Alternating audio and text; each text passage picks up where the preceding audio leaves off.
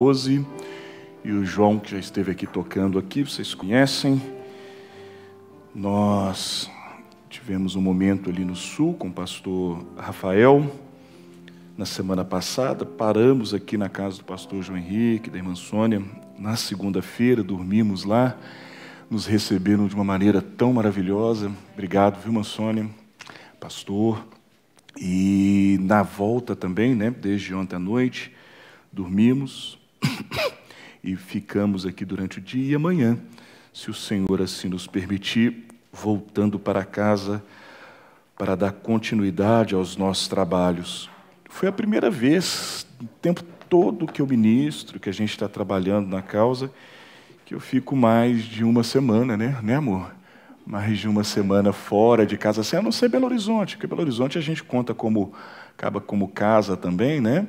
Mas a serviço, assim, estando ministrando, é a primeira vez que a gente faz isso, e foi maravilhoso ter companheirismo com esses homens de Deus, com o pastor João Henrique e o pastor Rafael ali em Schroeder. Foi muito bom. Mas olha, vamos aqui, Efésios 1, vamos pegar desde o versículo 1, porque aí dá um contexto, né? Paulo, apóstolo de Jesus Cristo, pela vontade de Deus aos santos, que estão em Éfeso e fiéis em Cristo Jesus. A vós graça e paz da parte de Deus, nosso Pai, e da do Senhor Jesus Cristo. Bendito Deus e Pai de nosso Senhor Jesus Cristo, o qual nos abençoou com todas as bênçãos espirituais nos lugares celestiais em Cristo Jesus. Senhor, nós estamos felizes, agradecidos de estar aqui nesta noite, junto com os nossos irmãos aqui nesta cidade, uma cidade tão grande, tão agitada, e esses irmãos têm lutado para estar aqui num culto dia de semana, enfrentando o trânsito, enfrentando a hora do rush, e vieram aqui porque a sua palavra tem os atraído, ó Pai.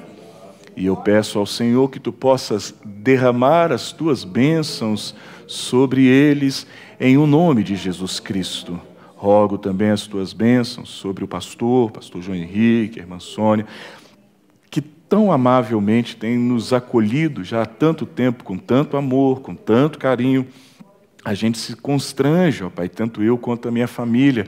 São irmãos preciosos que têm estado do nosso lado, nos ajudando nessa batalha que é esse tempo presente que nós estamos vivendo. Então, que o Senhor abençoe-os muito, dando-lhes saúde, dando-lhes graça, força, sabedoria.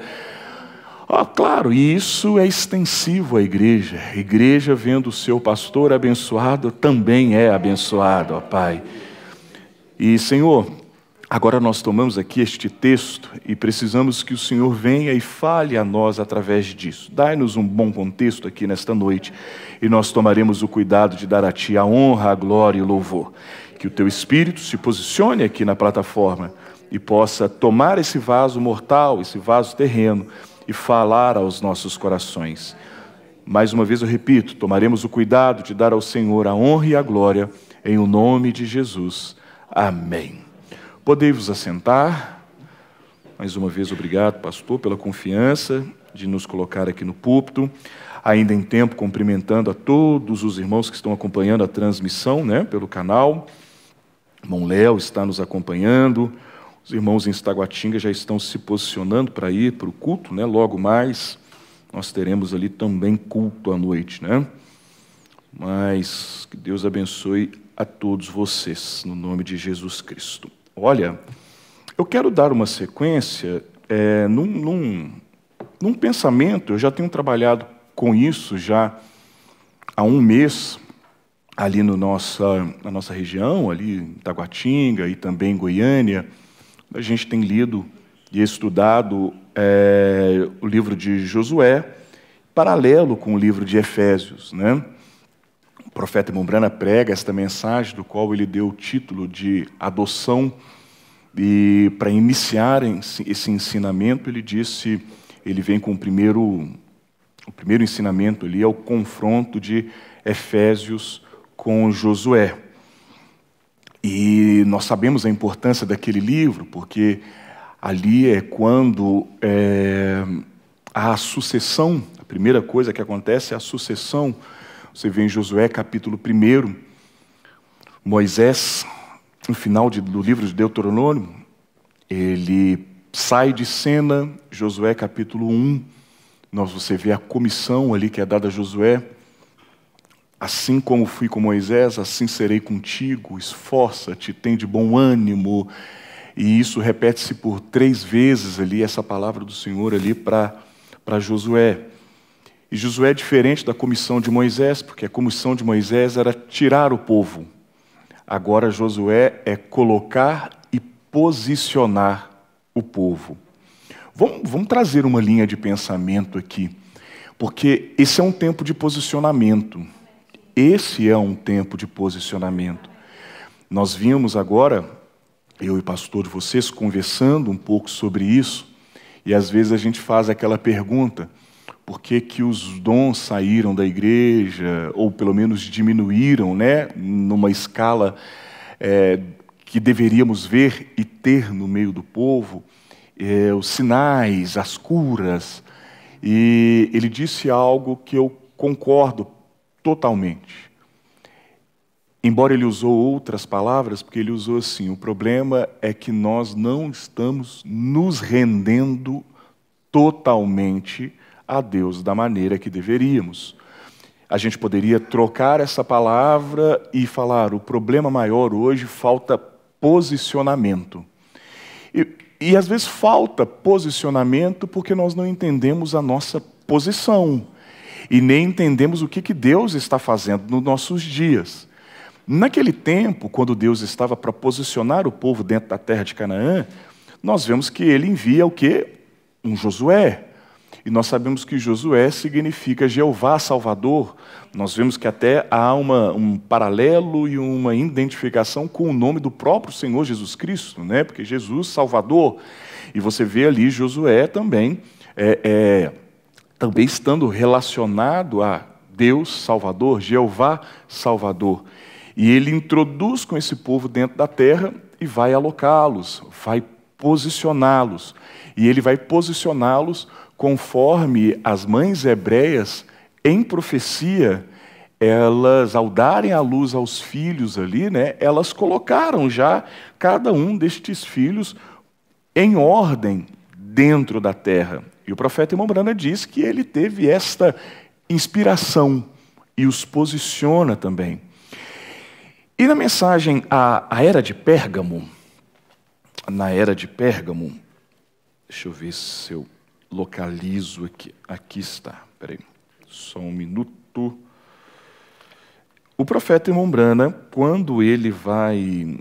Vocês sabem que não tem, você olha ali, não tem uma... Nas eras da igreja não tem uma carta específica para a noiva, né? Ela tem ali para as igrejas. Mas quando o profeta Irmão Brana está pregando, ensinando ali as 7 eras, o anjo manda ele pegar a caneta e escrever uma carta para a noiva. E logo ali, já bem no início dessa carta, ele vai fazer menção a Josué do Velho Testamento para trazer luz para o Josué de hoje. E eu quero pegar só essa frase, está na página 148, e ele diz assim, olha, agora Josué significa Jeová Salvador, e ele representa o líder do tempo do fim. Vejam isso. Ele representa o líder do tempo do fim que virá para a igreja, assim como Paulo veio no papel de líder original.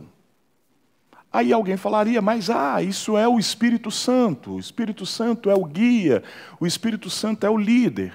Claro, nós vemos que o próprio Jesus é conduzido pelo Espírito, né?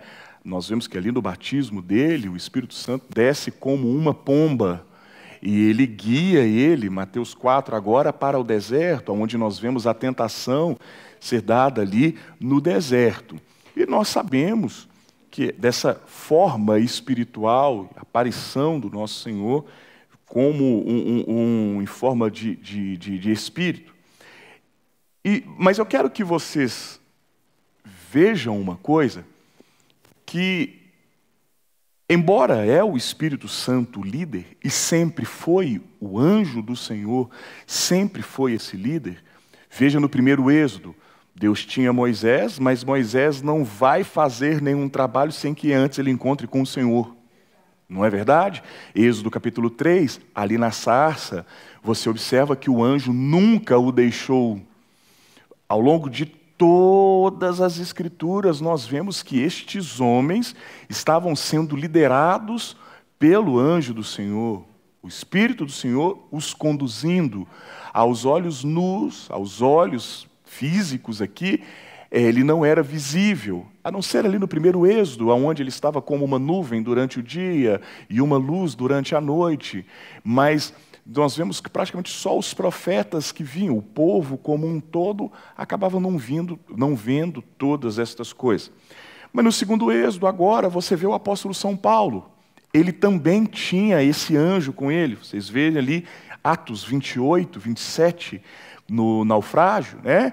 Eles estavam tirando todas as cargas do navio para que ele não se despedaçasse, e eles estavam querendo agora lançar prisioneiros também às águas, e Paulo passa um tempo ali em oração, daqui a pouco ele vem com o povo, olha, não joga ninguém fora, não joga comida fora, vamos todos alimentar, já faz alguns dias que ninguém come, porque o anjo do Senhor, a quem eu sirvo, de quem eu sou servo, ele me disse que ninguém vai se perder, só o navio vai se perder, mas nenhuma alma vai se perder.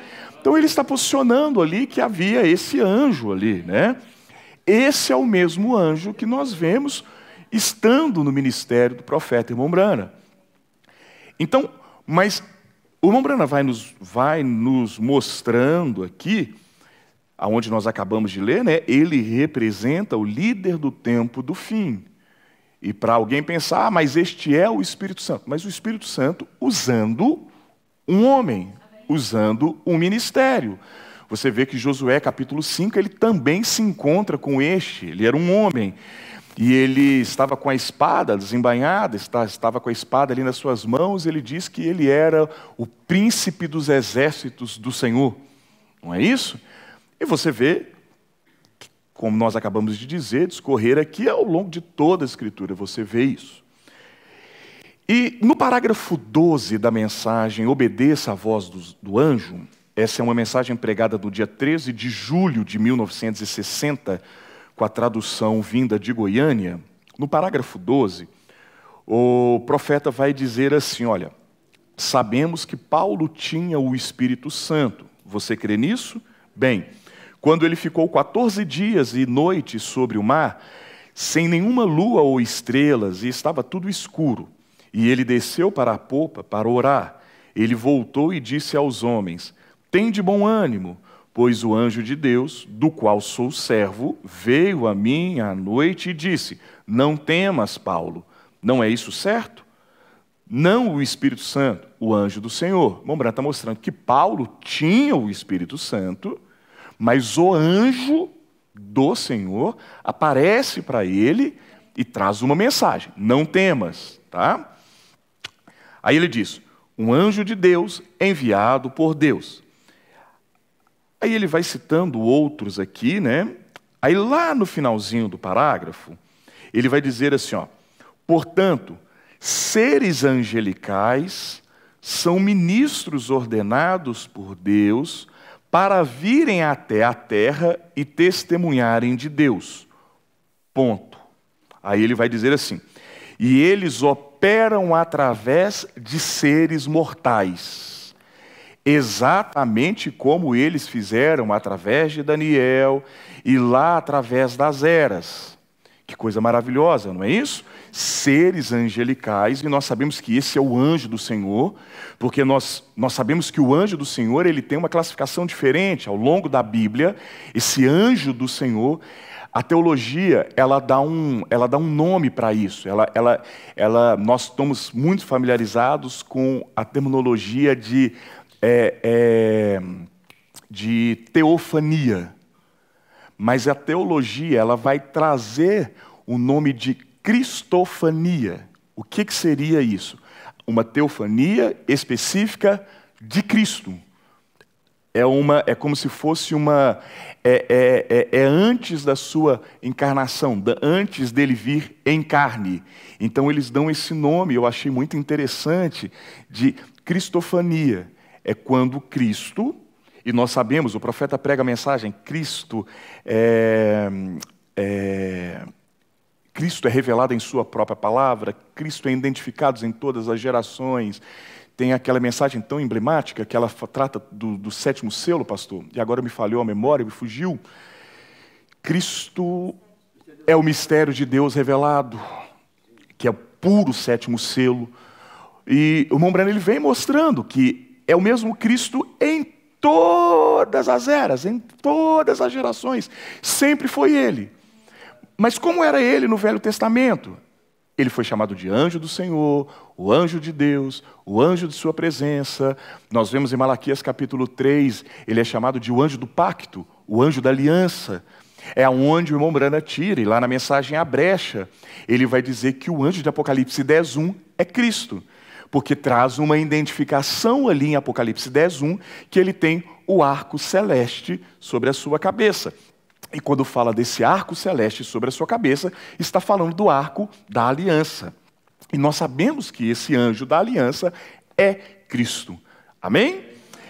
Então agora, nós fizemos toda essa volta para nós entendermos aqui que Deus tem nos enviado um Josué do tempo do fim.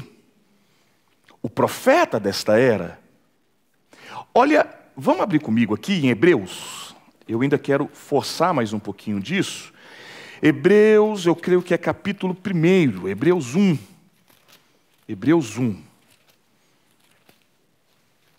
Eu espero não vos cansá-lo, porque eu pretendo conversar, falar disso, não como uma forma de pregação, até para eu não me perder, e meio que conversando com a igreja, tá? Então, vamos aqui, Hebreus, capítulo 1, versículo 1, a partir do versículo 1.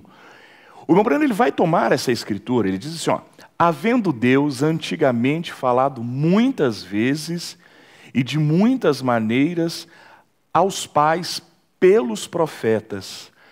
Aí o irmão Breno vai dizer assim, ele vai tirar esse pelos e vai falar, e vai colocar através. Porque ele vai mostrar Deus nestes profetas, escondido nestes profetas. É a mesma coisa que vai acontecer agora com o mensageiro do tempo do fim, que é esse Josué do tempo do fim. O Josué lá atrás, ele coloca a igreja em ordem, ele coloca Israel em ordem e os posiciona dentro da terra. Amém? O Josué deste tempo também está fazendo isso. Aí então o Mombrana diz, não pelos, mas através, e a nós falou-nos nesses últimos dias pelo Filho, a quem constituiu herdeiro de tudo, por quem fez também o mundo. Nós vemos que é isso lá em Apocalipse 10, como nós citamos agora há pouco. Apocalipse 10, do versículo 1 até o 6, nós vemos esse anjo que desce do céu e que põe o pé na terra e o outro sobre o mar. No versículo 7, nós vemos que há um encontro deste que desce do céu com este que está na terra. Isso a gente precisa ter uma luz bem forte com relação a isso, porque nós não podemos confundi-los. Um é celeste e o outro é terreno. A voz do terreno é que está saindo, mas é esse celeste que está falando das coisas, porque ele desce com esse livro aberto. Só que aí daqui a pouco, nós vemos que a partir do versículo 8 e vai até o 11, o sétimo ele sai de cena. Ele cumpriu o propósito dele, ele cumpriu o ministério dele. E agora a noiva, que está representada em João a partir do versículo 1, ela tem uma missão. Qual é a missão? De pegar o livro, pegar o livro da mão daquele que desceu do céu. Veja, vamos lá, né? Apocalipse 10. Vamos em Apocalipse 10. Vocês, nada de novo, nada do que o seu pastor já não tem pregado, né? Só repetição e, quem sabe, o Espírito nos dando a graça aqui de vivificar isso nos nossos corações. Então, quando nós vamos aqui para Apocalipse no capítulo 10, eu quero a partir do versículo 8, porque você vê como foi dito agora. Até o 6 fala do anjo que desce do céu, o 7 é do anjo terreno, do 8 você vê que a voz que eu do céu tinha ouvido tornou a falar comigo e disse: vai e toma o livrinho fechado. Não, aberto. Esse anjo que desceu do céu, ele desceu com o livro aberto. Nós sabemos que o irmão Branham chama esse livro de o livro da redenção, não é isso? Mas nós sabemos que esse livro da redenção é a Bíblia. Nós vemos que quando chega ali no capítulo 4, 7 trovões fazem soar o som de suas vozes, não é isso? 7 trovões fazem soar. O que esses trovões falavam? Eles estavam trazendo a revelação do livro. E João não podia escrever, ainda estava em símbolo. E ele diz: João, não escreve isso não, porque não chegou o tempo. Nos dias da voz do 7º anjo, vai se cumprir o segredo de Deus. Vamos colocar em outras palavras, simplificando aqui. No dia que o 7º anjo vier, o segredo que está nesse livro, que estas 7 vozes falaram, vai ser revelado. E agora, quando nós entramos no versículo 8, João volta a ouvir a voz. E agora esse livro está aberto e é acessível a todos. É acessível à noiva. Você deve ir lá, pega esse livro. Vamos continuar aqui, ó. E tinha ouvido, tornou a falar comigo e disse: vai e toma o livrinho aberto da mão do anjo que está em pé sobre o mar e sobre a terra. E eu fui ao anjo dizendo-lhe: dá-me o livrinho. Poderíamos usar essa palavra aqui: dá-me a revelação. Eu quero entender o que está escrito ali, porque ali conta a história da redenção, ali conta a minha história. Eu quero compreender, eu quero entender o que está ali dentro. Eu quero ter acesso à minha herança, porque o Bombrana chamou esse livro também de título de propriedade. Ele chamou isso como aquele título de herança onde tem os nomes dos herdeiros e o que cada herdeiro tem. Então, agora ele diz: dá-me o livrinho, dá-me o livrinho. E ele me disse: toma-o, toma-o e come-o. E ele fará amargo o teu ventre, mas na tua boca será doce como o mel. Olha que coisa interessante aqui. O anjo terreno não se encontra com o anjo celeste? Amém? O anjo celeste dá a revelação ao terreno, não é isso? Você observa que por mais que o terreno ele traz a revelação, mas você observou aqui nas entrelinhas que João, que representa a noiva, tem que se encontrar com um anjo que desceu do céu também. A revelação, ela é passada por este que desceu do céu.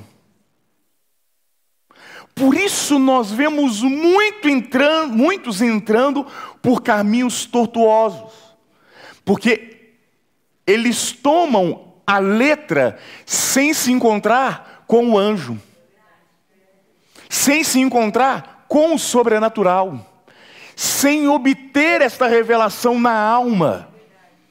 E você vai observar lá nos evangelhos, Mateus 17, Mateus 16, Quando Jesus diz assim, quem dizem os homens que sou? Aí ele diz, uns dizem que tu és Jeremias, outros Elias ou um dos profetas. Mas e vós, e vocês que estão me seguindo, quem vocês dizem que eu sou? E Pedro vai e diz, tu és o Cristo, o Filho do Deus vivo. E Jesus disse, bem-aventurado és tu, Simão Bar-Jonas, porque não foi carne e nem sangue que te revelou estas coisas. Você observa que mesmo você tendo estas mensagens e a Bíblia Sagrada nas nossas mãos, é necessário encontrar-se com o sobrenatural. É necessário nós nos encontrarmos com Cristo. É necessário nós encontrarmos com este anjo, porque a Bíblia está dizendo, vá ao anjo que tem. Quem tem o livro aberto e que está com um pé na terra e o outro sobre o mar, é o de Apocalipse 10:1, é esse anjo celeste. E nós temos que ir lá, e tomar, e pegar. Agora é claro, somos uma igreja madura e nós compreendemos o que quer dizer isso. Nós, de forma alguma, estamos excluindo o ministério do sétimo anjo. Nós estamos mostrando que o sétimo anjo ele foi usado, como o irmão Brana diz, no final aqui do resumo das eras da igreja. Ele diz, eu nunca trago uma mensagem para que as pessoas me sigam, unam-se a mim ou a gente cria uma nova organização. Mas eu estarei satisfeito se eu conseguir fazer com que essas pessoas cheguem e tenham um relacionamento estreito com o Senhor Jesus Cristo. Aí nós observamos que um verdadeiro profeta, como nós temos esse verdadeiro profeta, ele traz essa ligação com esse ser celestial, com Jesus Cristo ressuscitado. Não ter um companheirismo dentro das esferas humanas, mas ter um companheirismo nessa esfera espiritual com Cristo Jesus e em lugares celestiais em Cristo Jesus. Amém? Então, só terminando aqui, no versículo 10 diz, e eu tomei o livrinho da mão do anjo e comi-o, e na minha boca era doce como o mel, e havendo-o comido, no meu ventre ficou amargo. Lá no versículo 11 você vê que tem uma comissão. Há uma comissão para este João, que é a noiva.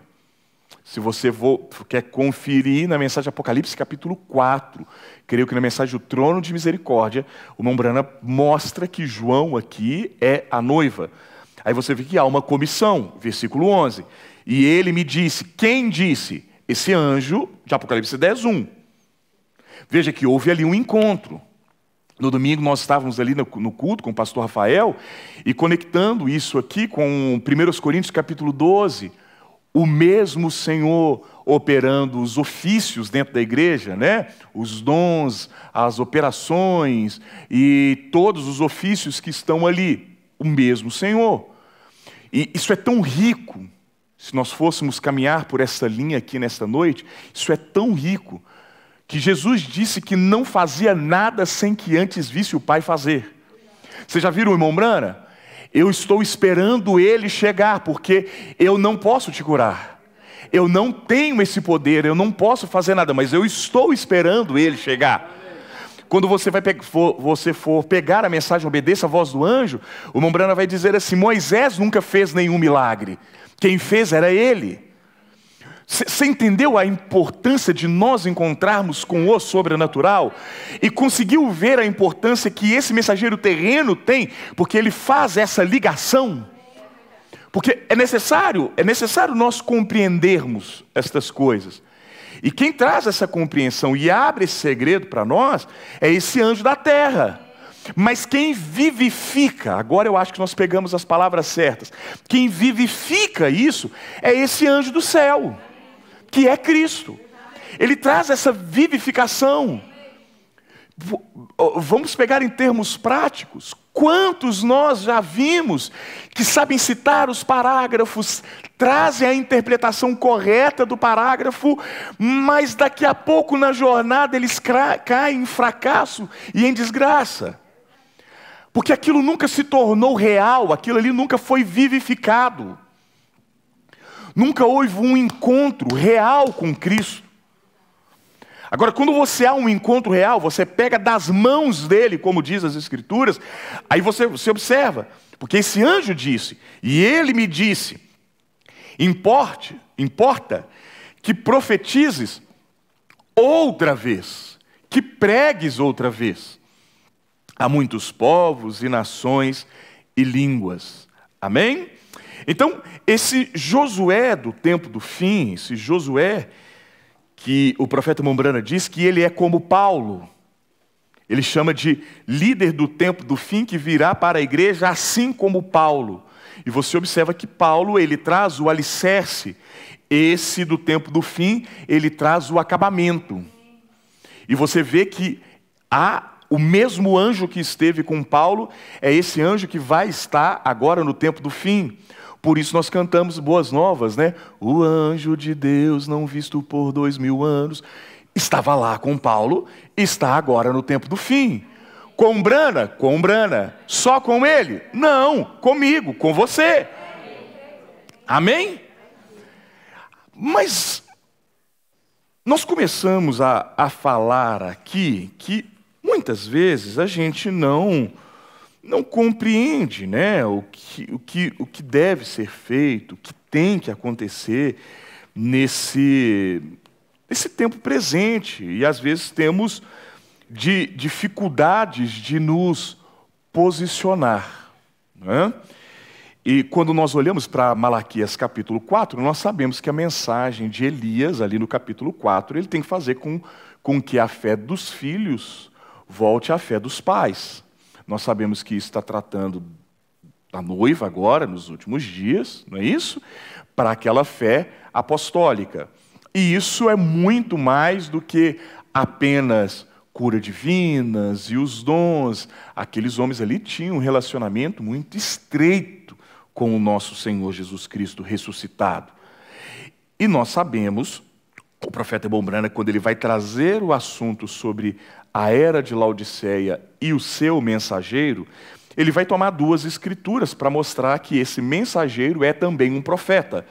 Ele vai pegar exatamente Malaquias 4, citamos aqui agora, e Apocalipse 17.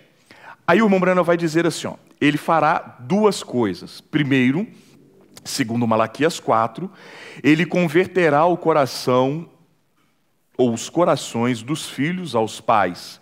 E em segundo lugar, ele revelará os mistérios dos 7 trovões. Aí ele vai explicar o que é esse mistério dos 7 trovões de Apocalipse 10. Os quais são as revelações contidas nos 7 selos. Você vê que ainda hoje há uma linha de que fala que os trovões não foram revelados, que o profeta precisa voltar para revelar os trovões. Não, os trovões é a revelação contida nos 7 selos. Aí o que ele vai mostrar? Ele vai dizer assim, serão estas verdades, mistérios, divinamente reveladas, que literalmente converterão os corações dos filhos aos pais Pentecostes. Exatamente assim. Amém? Tá. Então, os selos foram abertos? Amém? Os selos foram abertos? Cadê a foto? Aqui foi Cristo, em 28 de fevereiro de 1963. Os trovões foram revelados? Então nós temos que estar exatamente nisso que foi falado. Recebemos o mensageiro, vimos que os trovões são revelados, eles são os mistérios dos selos, e isso deve nos levar de volta à fé de nossos pais. Na mensagem à era de Éfeso,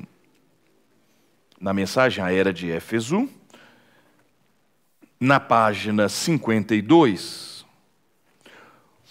o irmão Brana diz, assim o que a igreja foi no Pentecostes, ela é o modelo.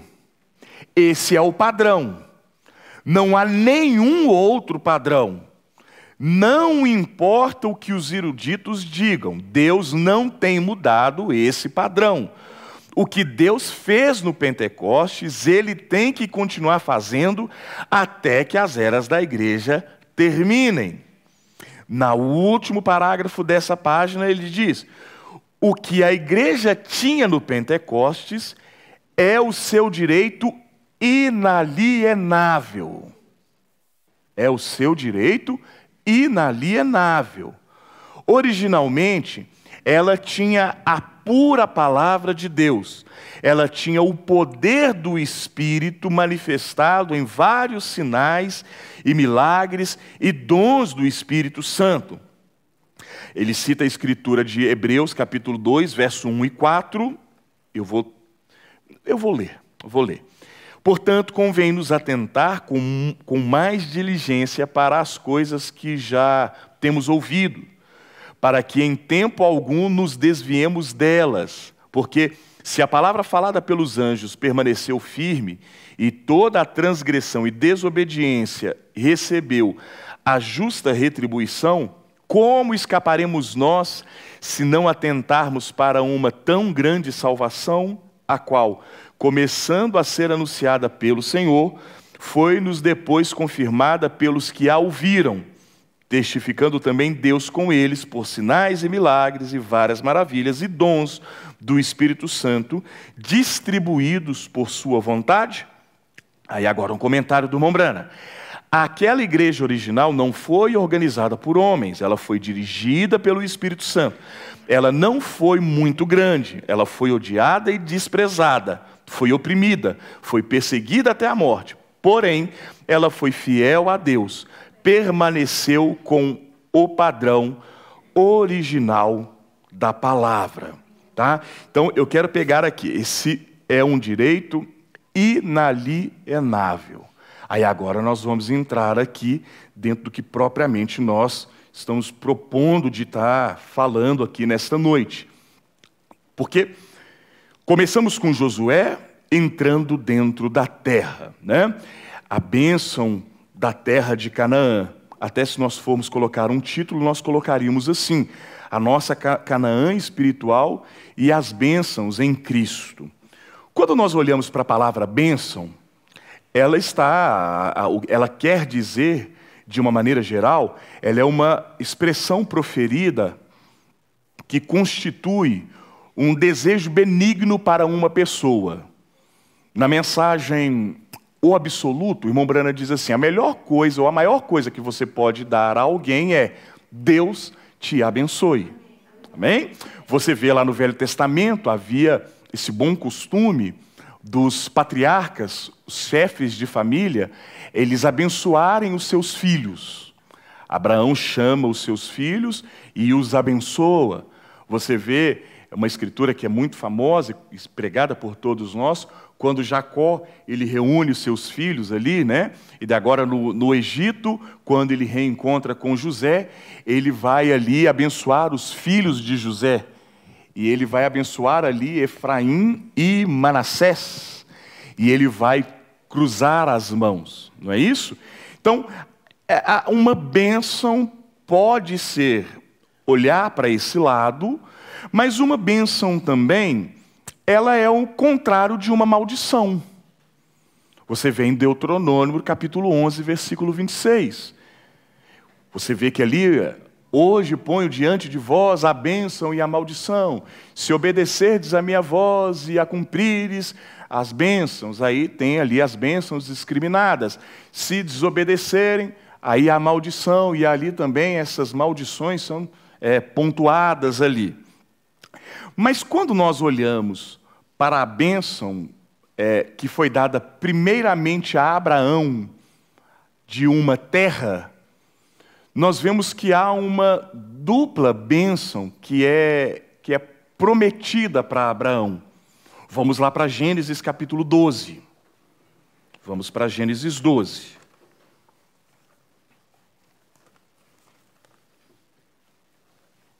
Estão me acompanhando até aqui? Amém?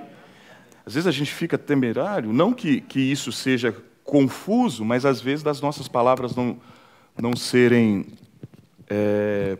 por lançar muita informação, a gente acabar se atrapalhando aqui, mas espero que não. Quando você vai para Gênesis 12, aqui você tem as primeiras menções ou promessas que é dada a Abraão. Gênesis 12 é o chamado de Abrão, ou Abraão, que vai ter o seu nome, Abrão, que terá o seu nome mudado ali no futuro, e as promessas que lhe são concedidas. Você vai observar que é dada uma promessa para Abraão de posteridade, você terá uma família e filhos numerosos, e ele promete também uma terra. Nós estamos pegando isso aqui, já vimos um pouquinho sobre o nosso líder do tempo do fim, e agora eu quero pegar o tipo Abraão para nós entrarmos, uma vez conhecendo quem é o nosso Josué aqui, qual é a nossa herança. Porque o nosso objetivo é entender qual é a nossa herança e se posicionar dentro dela. Enquanto nós não fizermos, e só para ficar bem forte assim, e nós entendemos a importância disso, porque o irmão Brando ele explica o que era Canaã lá atrás. E ele diz que Canaã lá não era o milênio, mas era a era do Vitória. Ele diz no parágrafo 37 da mensagem um confronto de Efésios com Josué. Adoção. Ele diz no 36 assim: Canaã não representa a era do milênio. Ela somente representa a era do vencedor. Então, se Canaã está em tipo, e existe uma Canaã espiritual hoje, aqui, e se a Canaã de lá de trás foi a era do vencedor, nós precisamos entender o que é a nossa Canaã e qual é a nossa promessa aqui, para também entrarmos na era da vitória. Não é isso? Porque como ser crentes de hoje está bem, amanhã está mal, hoje eu estou feliz, amanhã eu estou triste, hoje eu sou vitorioso e amanhã eu estou derrotado? Não. O irmão Branda diz que ali representava a era da vitória, a era do vencedor. Se lá era a era do vencedor, quando nós identificamos essa coisa aqui, então ela é, Edinho, para nós também, a nossa era do vencedor. Amém? Então, Gênesis 12, tem os versos específicos, mas eu gosto de ler todo o contexto, porque a gente consegue tirar várias lições disso, né? No versículo 1 diz assim: ora, o Senhor disse a Abrão, sai-te da tua parentela. Aqui já tem uma coisa, sai da sua parentela. Você já observou e conecta isso com João 3, quando Nicodemos vai se encontrar com Jesus? Porque João 3 é quando nós vemos o ensinamento do novo nascimento. E deixe-me tomar isso aqui, porque é muito importante. João 3. João 3.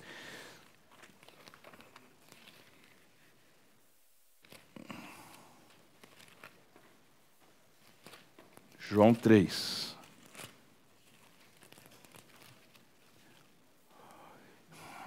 Eu vou ler rápido para não ter interrupção e a gente não perder muito o foco. E havia entre os fariseus um homem chamado Nicodemos, príncipe dos judeus. Este foi ter de noite com Jesus e disse-lhe: Rabi, bem sabemos que é mestre vindo de Deus, porque ninguém pode fazer estes sinais que tu fazes se Deus não for com ele. Jesus respondeu e disse-lhe: na verdade te digo que aquele que não nascer de novo não pode ver o reino de Deus. Ver o reino de Deus. Pega isso, ele não pode ver o reino de Deus. Porque nós estamos conectando com o que nós acabamos de ler. Sai da sua parentela. Vira uma nova página da sua vida onde esses parentes não estão te acompanhando. Faz morrer a si mesmo. Essa parentela vão pegar mais do que a família de sangue, mas vão pegar os sentidos do nosso corpo que tanto nos estorvam, porque são portas de entrada para a alma, os 5 sentidos do corpo e os 5 sentidos do espírito. E você observa que É necessário nascer de novo para ver o reino. E quando você vê o reino, você vê as promessas desse reino. Você vê a herança dele. E você observa que a primeira coisa que é dada, é falada ali a Abraão, é: sai. Sai da sua terra. Movimente-se. Haja por fé. Faça morrer a si mesmo. E você vai ver, nós vimos aqui no 3, né? Não pode ver o reino de Deus. E no versículo, deixa eu ver aqui.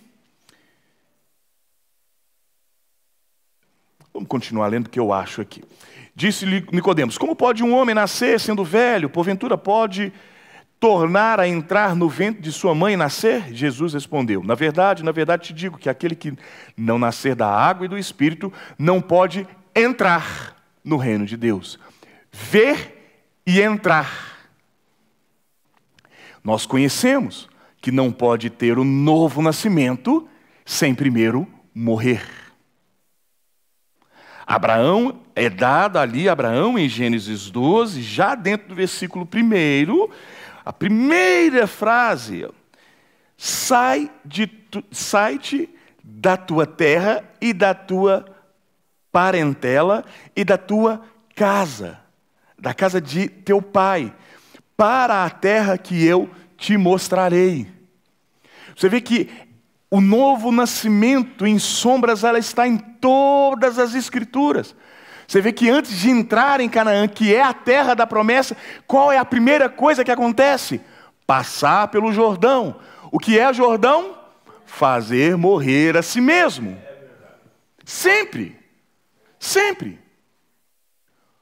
Como possuir as bênçãos que Deus tem nos enviado através da mensagem profética desse tempo final?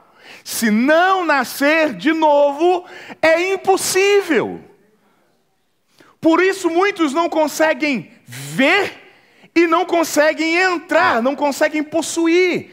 Aí não tem uma libertação completa. E nós vemos que para uma libertação total, tem que ter um abandono total da incredulidade. Tem que se matar a incredulidade. E o que mais evidencia e dá força e nutre essa incredulidade, às vezes, no homem, é não abandonar, é não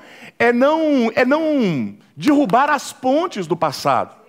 Você quer? Pode vir cá, irmão, problema não.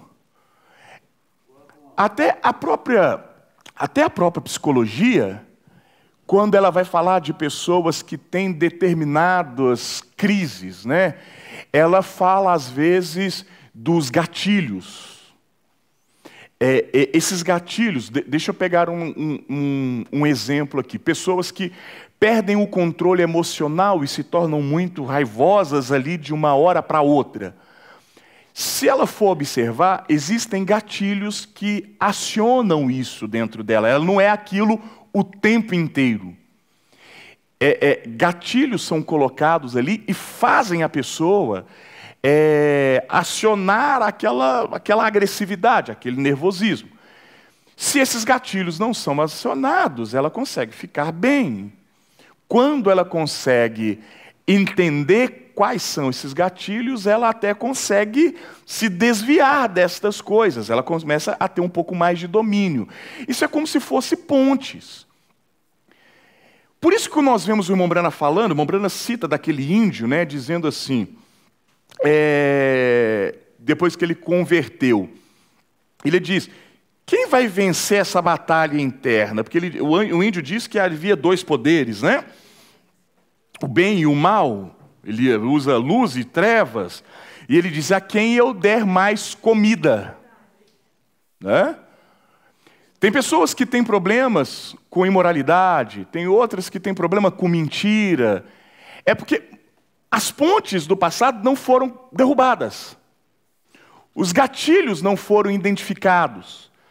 Se a pessoa consegue identificar esses gatilhos, se a pessoa consegue identificar onde está esse problema, como disse ele para Jó, homem temente, íntegro e desvia-se do mal. Ele entendia onde estava o perigo, e em vez de enfrentá-lo, ele desviava. Jovens que estão em fase ali, a gente sabe, de puberdade, de crescimento, de mudança, e às vezes tem algumas dificuldades dentro dessa área juvenil. Ele precisa entender isso. Porque se ele ficar enfiado ali nas redes sociais, só com mulheres seminuas, com corpos expostos e coisas, aquilo vai acionar a velha natureza lá atrás. Aquilo aciona. Então, se a pessoa consegue detectar isso, essa é a primeira coisa que Deus pede para Abraão. Abandona. Deixa isso. Larga. Vai, caminha, que eu vou te mostrar qual é o seu destino final. Amém? Não quero ficar parado demais nisso não, estou perdendo muito tempo aqui. Aí vem no versículo 2 uma promessa. Abraão, sai da sua terra, deixa a parentela, sai da casa de teu pai, vai para uma terra que eu vou te mostrar. Versículo 2, promessa.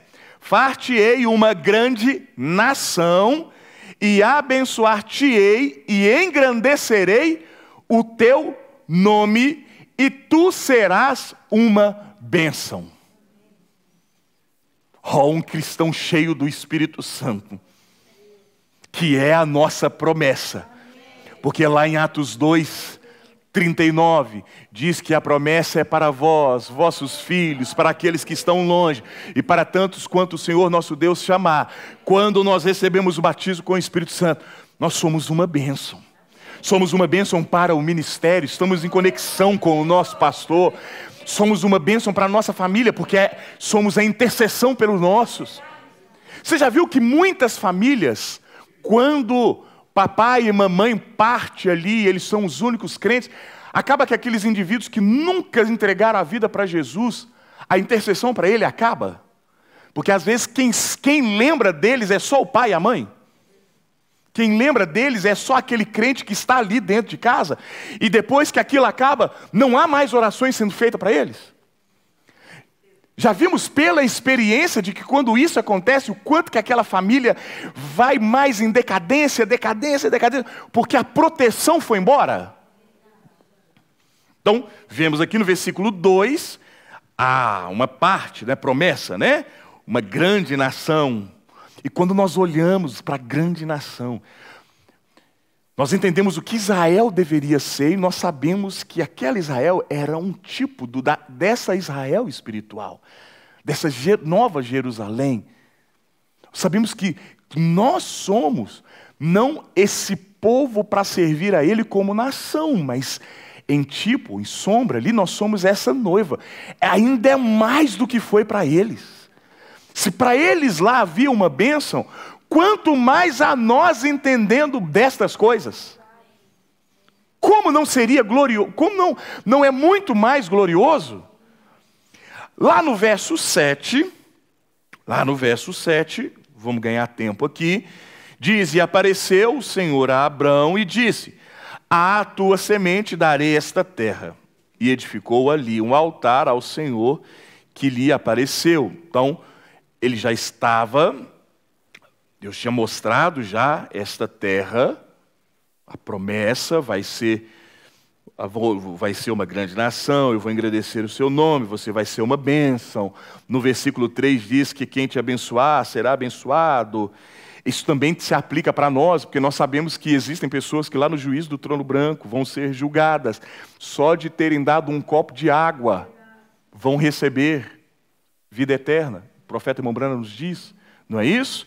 Então, aqui no versículo 7 agora, está mostrando a semente, que está coligado ali com o versículo 2. No 13, em Gênesis 3, no 14 e verso 15, mais uma vez, porque Abraão, quando ele sai ali em Gênesis 12, Abraão comete um erro, ele leva o seu pai e leva o seu sobrinho. Leva o pai e leva o sobrinho.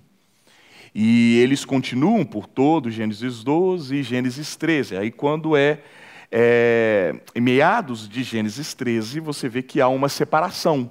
O pai de Abrão morre e agora Ló cresce demais, prospera demais, ele está andando ali com Abraão, e há contenda entre os pastores de Ló e os pastores de Abraão. E quando há esta separação, e Abraão está perfeitamente na posição que Deus queria, porque eu estou dizendo perfeitamente na posição que Deus queria, porque em Gênesis 12:1 sai do meio da sua parentela, ele não deu brecha para levar alguém. Se você conectar isso com Josué, você vai ver que lá o problema de Israel, quando eles entram dentro de Canaã, é porque eles deixam ainda alguns sobrarem, e aquilo ali se torna um problema. Eles não mataram todos. Deixou ali a tribo de Gad, deixou os camaradas ali, e aquilo ali foi problema. E foi problema para Abraão. E é problema para muitos de nós quando nós ouvimos a mensagem. Porque nós não lemos lá atrás que os mistérios dos selos revelados não deveria fazer com que nós voltássemos ao Pentecostes, que é um direito inalienável. Nós não vimos isso? Cremos nisso? É a palavra. A fé dos filhos deve voltar à fé dos pais. Mas o que acontece? As mesmas coisas que aconteceram aqui. Abraão, ele vacilou. Ele leva o seu pai e leva o seu sobrinho. O pai morre na caminhada e daqui a pouco Ló se torna um problema. Quando há separação, de fato, Deus ele vai reiterar. Ele vai ratificar, é essa a palavra que usa, o irmão Edinho, quando você vai reiterar uma certa coisa, né? Ele vai ratificar ali. E o que ele vai dizer ali? No verso 14, e disse o Senhor a Abrão, depois que Ló se separou dele, levanta agora os teus olhos e olha desde o lugar onde estás. Agora ele já estava no território, agora ele já estava na terra. E Deus faz com que ele olhe as suas dimensões territoriais da promessa que tinha sido dada lá em Gênesis 12. Isso é porque vocês sabem que os nossos líderes, os nossos pastores, eles são como aqueles espias que entram dentro da terra e trazem os frutos para mostrar para a igreja que a coisa é boa. Nós tivemos um Josué, porque você vê que foi Josué e Caleb que fizeram isso. O nosso Josué entrou dentro da terra e falou, gente, o anjo do Senhor é assim. Ele deu as características físicas dele. Olha, se você tomar a palavra e como está escrito, se você crê nela, há cura. Se você crê nela, há libertação. Se você tomar como foi escrito, você vai ser cheio do Espírito Santo. Ele chega a dizer, se você conseguir, você manter a sua fé na palavra, você anda acima do pecado. Por quê? Porque nós tivemos um Josué que pôde entrar lá. Mas nós também temos alguns Calebes, ministérios verdadeiros, que são um prolongamento deste ministério de Josué, que estão mostrando, olha, a terra é boa. E você observa que Caleb, quando ele entra dentro da terra, ele vai atrás da porção dobrada, e ele quer um monte cheio de gigantes.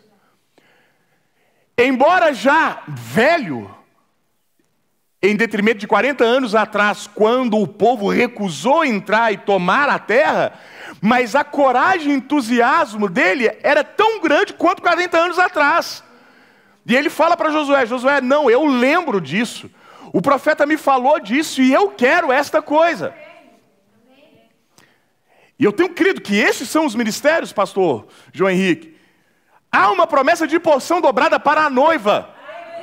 E nós somos a noiva. E esses ministérios de homens valorosos estão interessados nisso, de colocar o povo na promessa da hora. Para esse mundo que está cheio de trevas e escuridão, nós andarmos acima de cada uma destas coisas. E vemos aqui que ele ratifica isso, né? Exatamente depois da separação de Ló. Precisava de uma parte. Às vezes falta uma parte nas nossas vidas. Nós não podemos deixar nada. O que te empurra para baixo é um memezinho que está no Instagram, corta isso. O que tira para baixo é uma musiquinha que não deve, corta isso. O que te impede é uma amizade indevida, corta isso. Corta. Como nós falamos na quarta, lá em Xerede, às vezes o problema não é nem as coisas ilícitas, às vezes são as coisas lícitas que num primeiro momento não são pecados, mas se torna pecado por causa do nosso envolvimento. A própria árvore da ciência do bem e do mal é o melhor e maior exemplo disso. Existe muita coisa boa dentro da tecnologia. Se nós entrarmos agora, olha que coisa boa. O canal agora nós temos acompanhando o culto aqui dessa noite, nós temos o quê? 55 computadores que estão conectados, estão ouvindo a mensagem. Olha que maravilha, né? Mas a pessoa pode fechar aqui essa tela e ir para uma porcaria. Ou pode acabar com o culto, porque tem um pouquinho de temor de pelo menos não fazer isso durante o culto, mas termina o culto e vai perder tudo aquilo que aprendeu, entrando numa outra coisa. Enquanto esse Ló não for deixado para trás, a promessa não pode ser retificada. Enquanto nós não abandonamos isso, enquanto nós não consagrarmos e dedicarmos as nossas vidas da maneira que deve ser feita, porque nós precisamos entender por que Canaã é a era da vitória.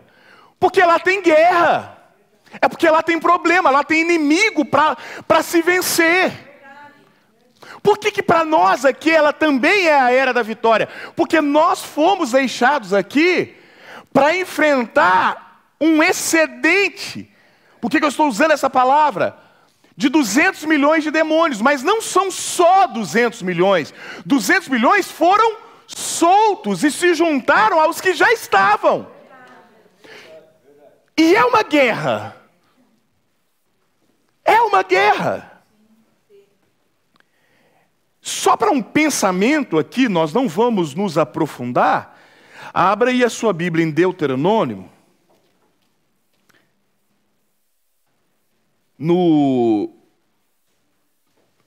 Deixa eu ver aqui, 20, no capítulo 20.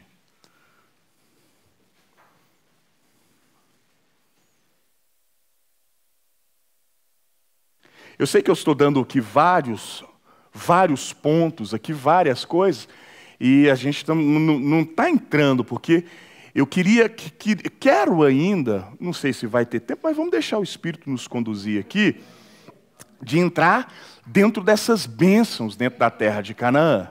Mas não adianta nós falarmos dessas bênçãos se nós não entendermos alguns princípios, né? Porque para entrar em Canaã, nós já vimos que tem que nascer de novo, tem que abandonar. Porque é necessário uma dedicação total. Qual que é a mensagem que o profeta irmã Brana diz? Deus nos chama para uma libertação total. Esse é o nome dela mesmo, não é? Mas uma libertação total. Se não houver um abandono total, como seremos libertos? Deus não... É igual o casamento. Porque... o mistério trata-se do casamento. Um homem não casa com uma mulher para ter ela parcialmente. O pastor Vanderlei usava muito essa frase quando eu era menino ali em Belo Horizonte, né? Porque criou-se e ficou-se muito forte uma frase no meio do denominacionalismo que dizia assim, Deus só quer o seu coração. Aí você pega dentro do relacionamento. Não, minha esposa, eu só quero o seu coração, mas o seu corpo pode ser de outro? Não. Deus nos quer totalmente. E uma vida rendida totalmente ao Senhor traz o sobrenatural em cena. E essa é a hora de uma super raça. Esta é a hora de uma super igreja estar marchando sobre a terra. E nós precisamos. Mas temos inimigos a vencer. E quando você vai para Deuteronômio, no capítulo 20, nós temos as leis de guerra. Quando você vai entrar dentro de Canaã, tem guerra. Você tem que expulsar inimigos. Porque ali é a terra dos heveus, dos heteus, cheio de eus que estão ali dentro daquela terra.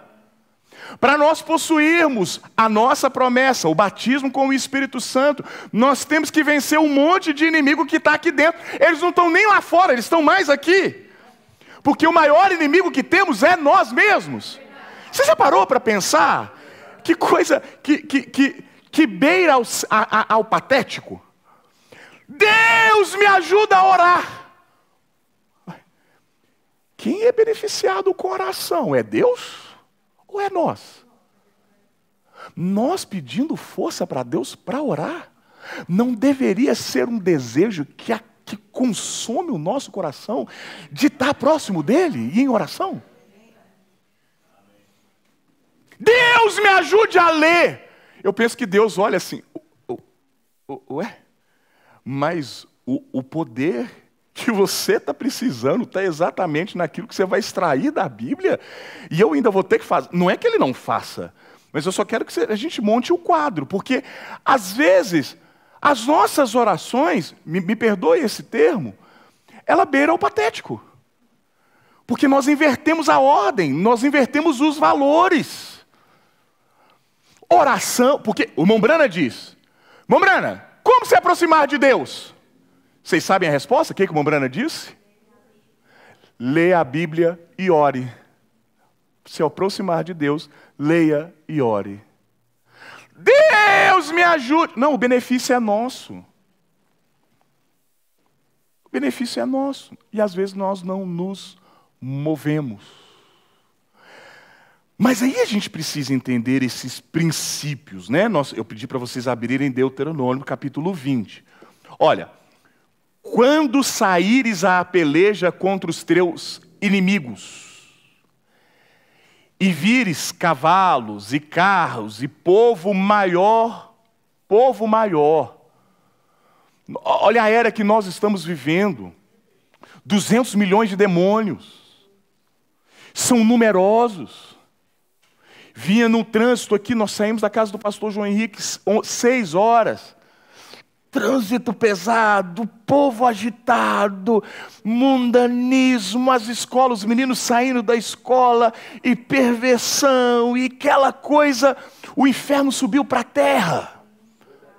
Uma irmã estava me mandou hoje um videozinho, ontem me mandou uma de um japonês que gastou, no que fosse a nossa moeda aqui, 76 mil reais, para uma fantasia de cachorro, porque ele queria se parecer com um cachorro.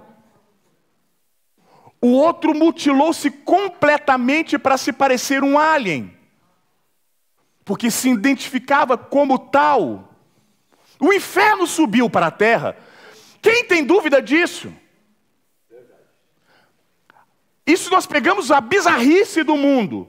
Mas se nós fôssemos nos aprofundar nesses 200 milhões de demônios que são especialistas, que são espíritos que hoje estão na esfera religiosa, eclesiástica. Nunca que o cristianismo recebeu tanto ataque como agora. Ataques e ataques, e a fé do povo se diminuindo. E isso inclusive dentro das igrejas da mensagem. Enquanto nós deveríamos estar nos fortalecendo diante das coisas que estão se cumprindo, bem diante dos nossos olhos. Mas nós estamos enfrentando esses 200 milhões de demônios. Então ele está nos dizendo, quando saíres à peleja, à guerra, nós levantamos todo dia para guerrear contra estes demônios, para enfrentar estes espíritos. É uma guerra de espírito em todo lugar. Todo momento, você vai no emprego, às vezes dentro da casa, na vizinhança, são pelejas. Aí ele diz, e vires cavalos e carros, e povo maior em número do que tu, deles não terás temor, pois o Senhor teu Deus, que te tirou do Egito, está contigo. Poderíamos dizer, pois o Senhor teu Deus, que te tirou do mundo, que te tirou do sistema, porque Ele é aquele de 18:4 de Apocalipse que diz: sai dela, povo meu. Sai do quê? Do 17, o mistério Babilônia. Para que vocês não sejam participantes da minha ira que eu vou lançar sobre eles. Nós somos os chamados para fora. E ele diz: não temas, não temas, eu sou contigo. Mas, no verso 2 ele diz: e será que, quando vos chegardes à peleja, o sacerdote se adiantará e falará ao povo. O que o sacerdote tem falado aqui? Eu acompanho os cultos de vez em quando. Eu sei o que ele tem falado, por isso eu posso falar com toda a confiança.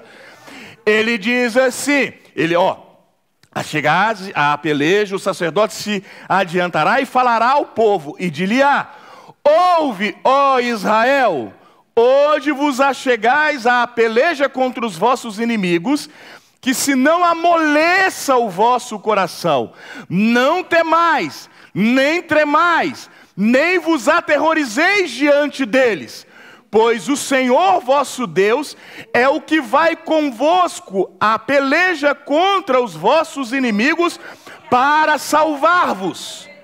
Então os oficiais falarão ao povo, dizendo: qual é o homem que edificou casa nova e ainda não a consagrou?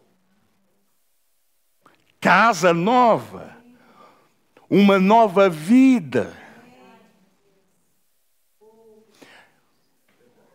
Se nós fôssemos aplicar, e quem sabe a gente faça isso, nós poderíamos pegar ali em 2 Pedro, no capítulo 1, no versículo 4, porque nós fomos chamados para ser participantes da natureza divina.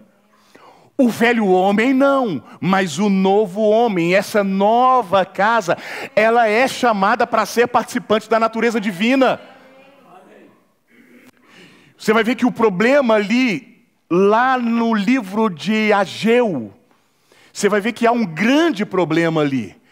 Israel tinha voltado para a terra no tempo da reconstrução do templo, só que eles se preocuparam mais com as suas próprias casas do que a casa do Senhor.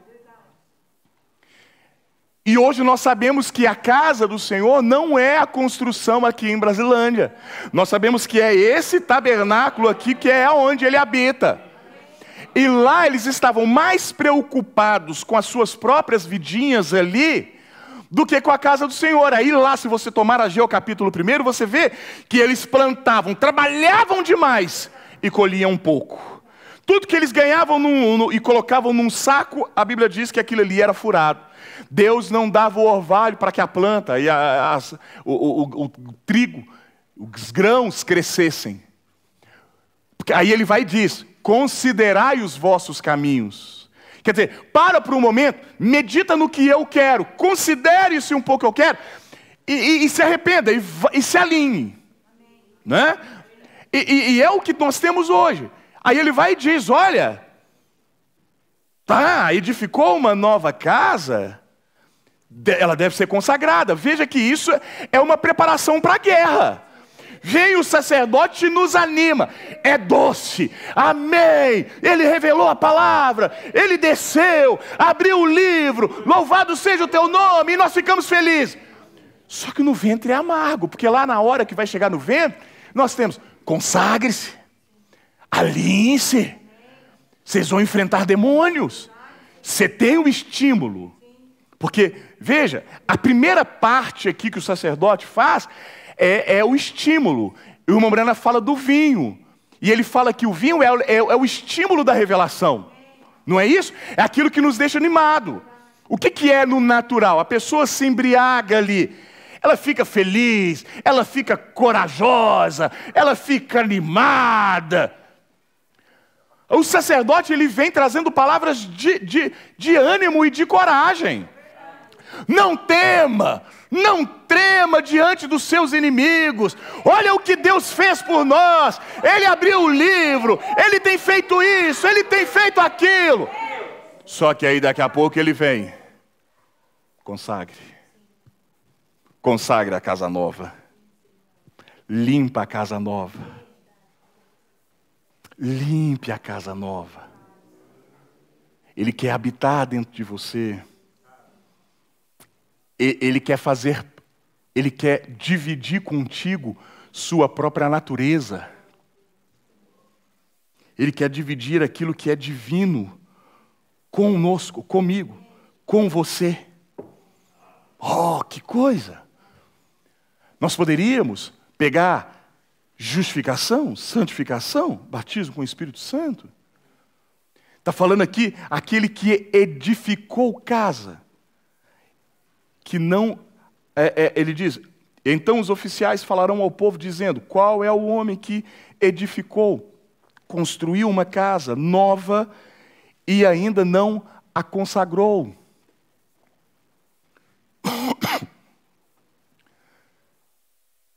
Às vezes nós vamos enfrentar os inimigos.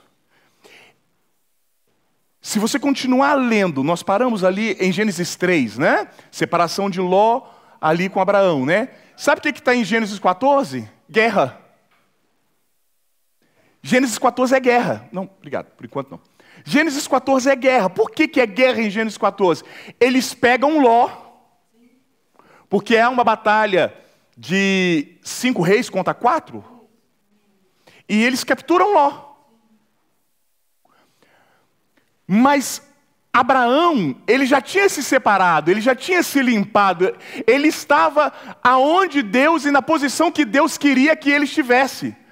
O que agora Abraão vai fazer debaixo daquela comissão? Ele entendeu quem que ele era, ele agora estava fazendo exatamente o que Deus lhe pediu para fazer, e agora aparece uma guerra. E ele diz, não, embora eu não tenha andado com Ló, mas eu sei que Ló é meu, eu vou atrás dele. Mas como que eu vou atrás dele? Não preciso de tanques de guerra, não preciso de caças F-16, eu não preciso de um grande exército militar para ir lá. Eu preciso de somente Deus comigo. Meus servos. E Abraão levanta o acampamento. Não mais do que 318 homens. Vão ali com foice. Vão ali com enxadas. Vão ali com facões. Para enfrentar 5 exércitos. 5 reis. Mas por quê? Aquele homem, ele tinha dominado a si mesmo. Ele estava agora em perfeita harmonia, em um cumprimento total com a palavra. Agora ele era um homem apto a ser vitorioso, a conquistar vitórias. E vemos aqui, não vai para a guerra. Deus é contigo, não tema, não tremas. Deus é com você, aquele que te tirou do Egito, ele vai te dar vitória. Mas consagre primeiro. Consagre primeiro. Aí, no versículo 6, ele diz, e qual é o homem que plantou uma vinha e ainda não lagrou o fruto dela? Esse, às vezes, é um problema, pastor. Que aquilo que nós falamos até ali a respeito do 8 ao 11 ali de Apocalipse. E foi aonde eu disse, talvez alguém possa compreender mal. O 7º anjo, ele cumpre o ministério dele, né? Ele traz o segredo de Deus. E muitos se assentam na cadeira da predestinação, assim, eu entendi. Porque eu recebi do profeta. Mas não é isso. Por isso a Bíblia está dizendo que você tem que ir lá na mão daquele que desceu do céu e da terra. É extrair um fruto pessoal. É poder tirar daquela vinha e você ter um estímulo. Tem uma citação do profeta, eu não lembro qual mensagem, ele pega aquela oração, ele fala da parábola, falando da oração, para você entrar dentro do seu quarto e fechar a porta. E ele está falando da revelação dos selos sendo algo assim. Às vezes o pastor se esforça, ele estuda, ele passa ali o dia, ali lendo a Bíblia, lendo a mensagem, para conectar as escrituras, conectar os parágrafos, e ele vem aqui e traz a revelação. Aí aqui nós ficamos, amém, amém, amém. Mas nós não vamos fazer o que está falando aqui no 6. Uma vinha foi plantada, mas nós não tiramos nada dela. Nós não tomamos do fruto da vide. Nós não nos embriagamos. Nós não nos estimulamos. Nós não temos esse envolvimento íntimo e pessoal. Está só numa esfera mental, psicológica, está só nessa massa cefálica. A coisa não foi vivificada. E Deus não está precisando de ninguém hoje com revelação nas mentes. Deus quer pessoas com revelação na alma. Que estejam estimulados com essa revelação. Porque lembrem-se, agora aqui nós pegamos um pouco dessas leis de guerra. Nós estamos batalhando. Irmão, você levanta lutando contra demônios. Vocês aqui, quanto pegam os metrôs? Teve uma vez que eu estava em Mogi das Cruzes, saí de Mogi, isso deve ter mais ou menos quase, eu faço 20 anos de casado, deve ter uns 17, 18 anos mais ou menos, né, amor? Casamento de um irmão que foi feito ali em Mogi. Aí nós pegamos o metrô lá, e depois trem, da hora que nós descemos na estação de Luz, se eu não me engano, para depois para ir para a rodoviária. Você não precisa nem fazer força, o povo mesmo te empurra. Que loucura! Que loucura! Nós enfrentamos demônios todos os dias, vocês todos os dias, todas as horas. E nesses dias, quanta pressão na mente, né? Quanta pressão! E às vezes nós vemos aqui na própria igreja, me perdoe, não é para ser um gracejo, mas eu quando era criança assistia a alguns desenhos animados, e às vezes ficava um anjozinho de um lado e um demôniozinho de outro. E você sabe que isso é verdade? Às vezes nós assentamos aqui, tem uma vozinha tentando nos levar para a palavra e tem uma outra voz tentando nos falar, não, não é assim, o pastor está exagerando, o pastor está sendo radical. É uma batalha o tempo todo. Mas a Bíblia vai nos dando segredos, vai nos dando chaves de como vencer esses espíritos. Porque o objetivo é entrar dentro da terra e possuir. Porque nós temos que ter a nossa caminhada da vitória. E é uma caminhada que ela tem um início, e sabe qual que é o fim dela? Quando nós somos arrebatados. É a era do vencedor para mim, para você. Porque o irmão Brano está dizendo que Canaã não é o milênio. É o vencedor. Nós sabemos que essa Canaã é o batismo com o Espírito Santo. E ela tem lutas, ela tem guerras. São espíritos. São demônios. Depois você leia todo o Deuteronômio 20 na sua casa. Você vai ver ali o agrar, né, o fruto dela. Aí depois vai e diz assim, né, só para terminar o versículo 6. Vá e torne-se à sua casa para que, porventura, não morra na peleja e algum outro o logre. Né? Aí no verso 7 diz, e qual é o homem que está desposado com alguma mulher e ainda não a recebeu? Vá e torne-se à sua casa, para que, porventura, não morra na peleja e algum outro homem a receba. Aqui, você sabe que esse desposado, ele está noivo, ele está apalavrado, ele não se tornou um. Eu fico vendo dentro do meio denominacional, eles falando, ponha o diabo debaixo dos seus pés. E às vezes nós entramos nessa coisa, né? Ele não é nada, põe ele debaixo dos seus pés, e aquela coisa, e fazemos aquele alvoroço. O diabo só teme quando ele vê Jesus Cristo encarnado. Foi o único que ele temeu. E aí, isso é quando nós nos tornamos um. É quando dois se tornam um.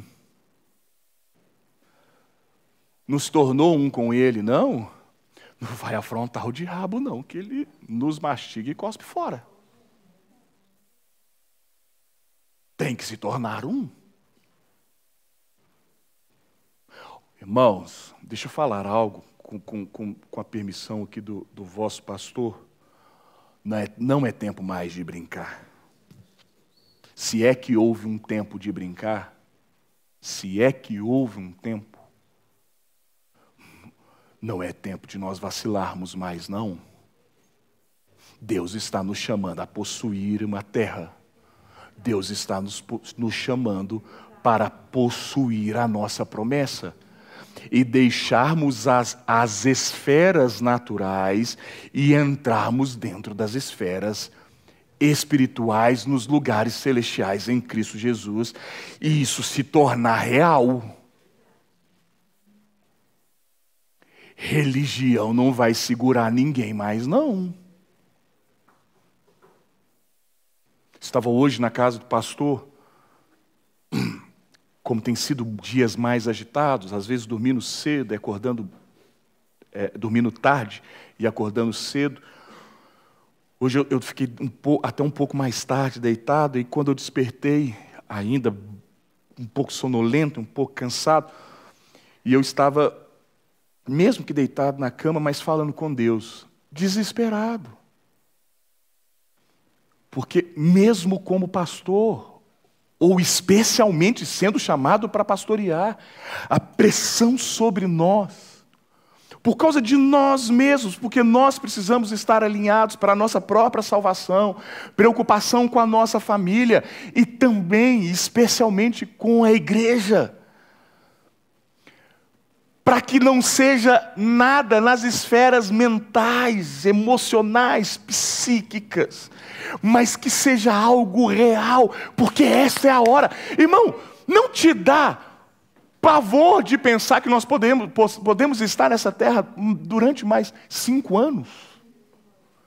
Não vou falar 10, não vou falar 15, eu vou falar 5. Nós cruzamos com demônios todos os dias, caminhando aí, nós nos deparamos com eles. É uma guerra todo o tempo, uma guerra nas nossas mentes, uma guerra dentro da própria igreja, espíritos, demônios, e o pastor lutando, e lutas e guerras. Meu Deus, que hora é essa que nós estamos vivendo? Então é urgente, nós precisamos nos encaixar nestas coisas.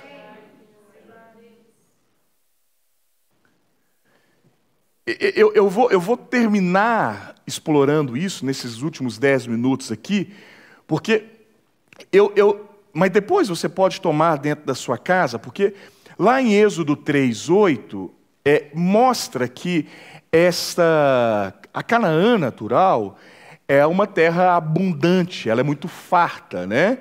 E ela mana leite e mel.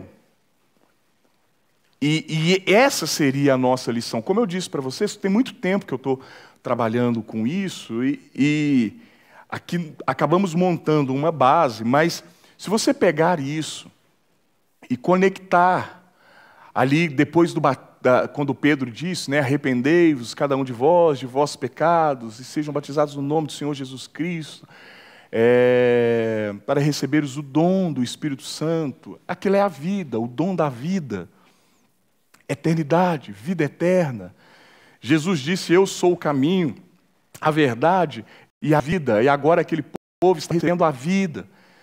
Na mensagem O que é o Espírito Santo, o irmão Brana diz que nós precisamos entender qual é a nossa promessa. E é o Espírito Santo, que a promessa é dada para vós, vossos filhos, para aqueles que estão longe, e tantos quantos o Senhor nosso Deus chamar. Mas à medida que você vai aprofundando, você sabe que, como eu disse agora há pouco, lá Pedro, na sua segunda carta, no 1º capítulo, versículo 4, ele diz sermos participantes da natureza divina. Aí ele vai mostrar esse edifício em construção. Esse edifício só pode ser construído depois que a pessoa nasce de novo. Nasce-se de novo, aí é construído. Debaixo da pirâmide ali, coloca para mim lá a pirâmide com gráfico, por favor, queridos. Debaixo daquela pirâmide ali, ela está na estrutura de um homem nascido de novo. Ela não é construída no velho homem. Se você tomar a mensagem A Estatura de um Varão Perfeito, você vai observar ali que o irmão Branham diz que existem pessoas que têm essas características, que não são nascidas de novo, mas não é dessas características que ele quer pontuar.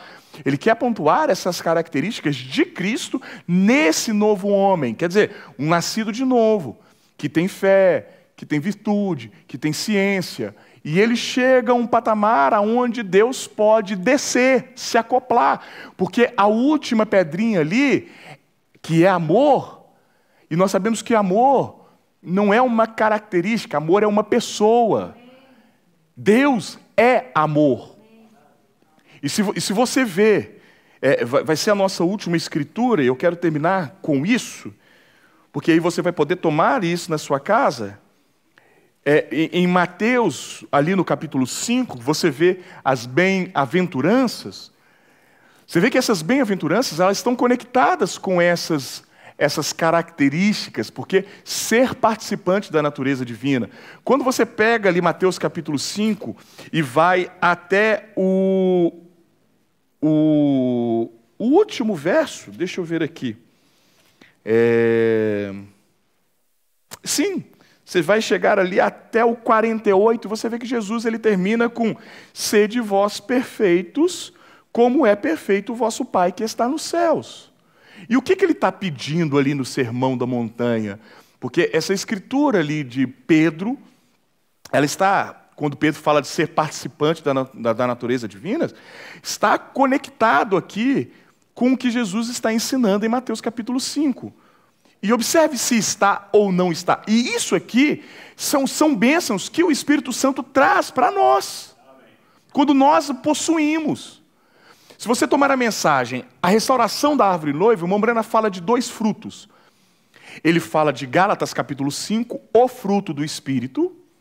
E depois ele vai tomar 1 Coríntios capítulo 12 e vai ordenar todas as operações do mesmo Espírito no meio da igreja. Mas quando você toma o capítulo 5 de Gálatas e fala do fruto do Espírito, esse fruto do Espírito está conectado com ser participante da natureza divina e ter fé, virtude, ciência, temperança, paciência, piedade, amor fraternal. E quando você chega àquele ponto, ele diz: agora eu posso descer.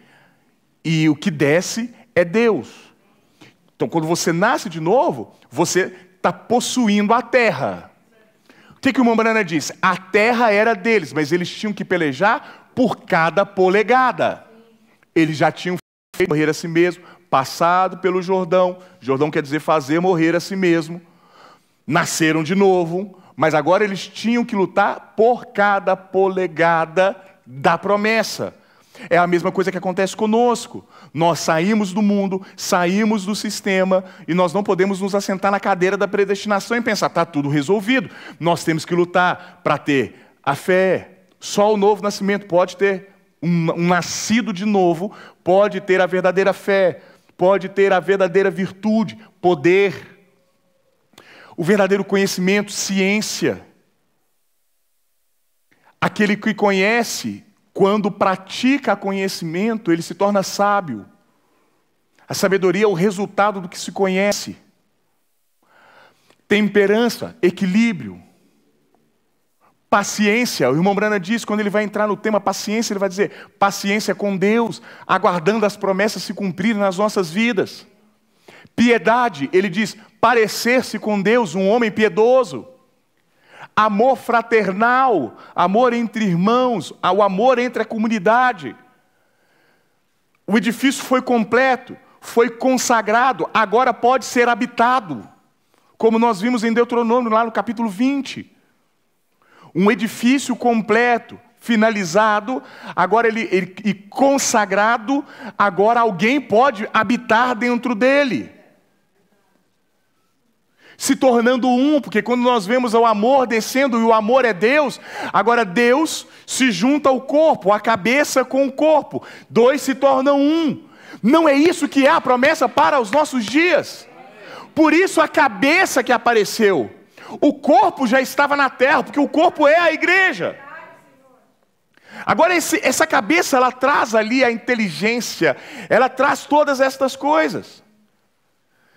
Mas conecte depois estas 7 características aqui com o que Jesus está ensinando em Mateus 5.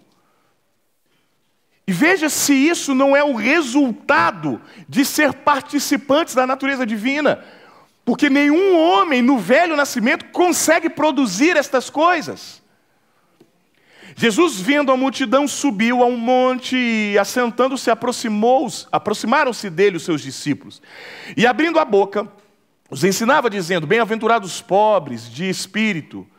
O que é esse pobre de espírito aqui? Não é uma pessoa que seja indefesa ou impotente, mas mais um pobre de querer fazer a sua própria vontade. Mombrana fala da ovelha. A ovelha tem pastor. A defesa dela é o pastor. Ela não é, já viu pessoas de espírito forte, opinião forte, eu penso isso, eu acho isso, eu sou assim, sou desse jeito. Não. Elas são como ovelhas. Elas se permitem ser lideradas. É claro que isso ela tem como uma dupla aplicação, porque na mesma forma, no mesmo momento que elas são indefesas, mas quando elas reconhecem o pastor, elas são fortes e elas não tiram o seu pé. A Bíblia diz assim: a ovelha ouve a voz do seu pastor. A ovelha ouve a voz do seu pastor. Aí nisso elas se fortalecem. Mas por que ela deu conta disso? Ela já subjugou, ela já colocou debaixo dos seus pés essa velha natureza, esse velho homem. Ela já abandonou Ló, ela já abandonou o papai, ela já saiu da terra de sua parentela, ela já atravessou o Jordão, ele já construiu a casa e a consagrou, ele tem tomado do fruto da vide, está estimulado, ele se tornou houve o casamento nesse lugar secreto, ele agora está apto a enfrentar demônios. E ele não tem mais esse espírito arrogante, altivo, destrutivo. Mas agora ele é rendido. O Mombrana diz: Deus precisa de homens rendidos. E o que Deus pode fazer com um homem que está rendido, olhando para a palavra? Meu Deus! Um avivamento iniciaria aqui em Brasilândia. Talvez, e eu creio nisso, não atrairia multidões, mas isso traria um reavivamento pessoal, interior, aqui dentro, porque eu pelo menos penso que não é hora mais de multidões virem, mas é hora desta noiva estar vivificada, fortalecida, e ser esse exército invencível, e ser essa igreja invencível sobre a terra. Lembrem-se, o irmão Brana, quando ele vê ali naquela visão, aquelas mulheres dançando rock and roll, e ele se desespera e diz: não, essa igreja não. Eu tenho trabalhado tanto tempo para ter uma boa igreja, pregado a palavra. Daqui a pouco aquela voz disse: calma, ouça de novo. Aí vinha lá: avante, soldados cristãos. Aí ele diz que viu aquela igreja caminhando. O mesmo que ele viu a princípio, estava agora numa segunda cavalgada. É hora, é tempo disso. É tempo disso. Por isso, com a permissão de vosso pastor, coma a palavra. Debruce em cima da mensagem, da Bíblia. Coma isso. Até se tornar o livro, porque Deus está posicionando, colocando cada membro do corpo nos seus devidos lugares, e Ele está derramando unção para isso. Porque se o diabo está unindo os seus, Deus também está unindo os seus. Eu não vou continuar lendo Mateus 5 por causa do horário, falta 5 para as 9. Continue com isso na sua casa, tendo em mente ser participante da natureza divina. Chegue até ali no versículo 48, quando ele finaliza. Ele pede, sede vós perfeitos. Nós vimos lá na estatura do varão perfeito, quando a pedra de coroa desce, ela traz perfeição, porque é a estatura de um homem, um varão. Quem é esse? Cristo é o perfeito. Agora Ele em nós, trazendo essa perfeição, e Deus está requerendo de nós perfeição. Amém? Deus vos abençoe, no nome de Jesus Cristo. Olha...